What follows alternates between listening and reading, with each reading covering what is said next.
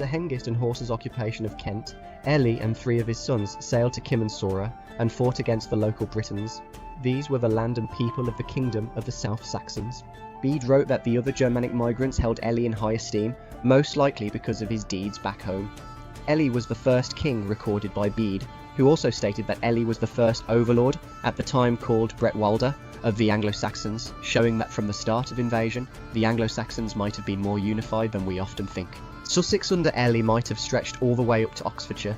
During Roman occupation, Chichester would have served as the closest thing to the area's capital, but it was mostly abandoned after the Romans pulled out.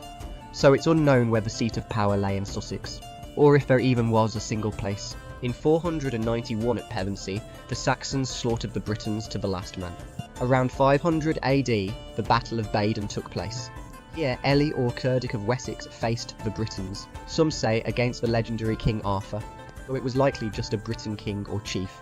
The man said to be King Arthur defeated Ely and the South Saxons. It was a major victory for the Britons, halting the westward push of the Anglo-Saxon kingdoms for a time. The Heistingers were one of the more notable Anglo-Saxon tribes who settled in what's now known as East Sussex, as they gave their name to the town of Hastings. They're believed to be a different people to the South Saxons, most likely a Jutish tribe who came over from Kent, but they arrived fairly late, around the 6th century, showing that Sussex might have been less populated or more scattered, or both. Sussex was one of the last Anglo-Saxon kingdoms to adopt Christianity, and were overall more isolationist. However, the Heistingers were already Christianised before they migrated over. In the later years, Sussex got pushed around by Kent, Mercia and Wessex, and ended up being de facto ruled over by these other kingdoms. Be sure to check out my other channel, History Sticks, for the complete, longer and comprehensive video.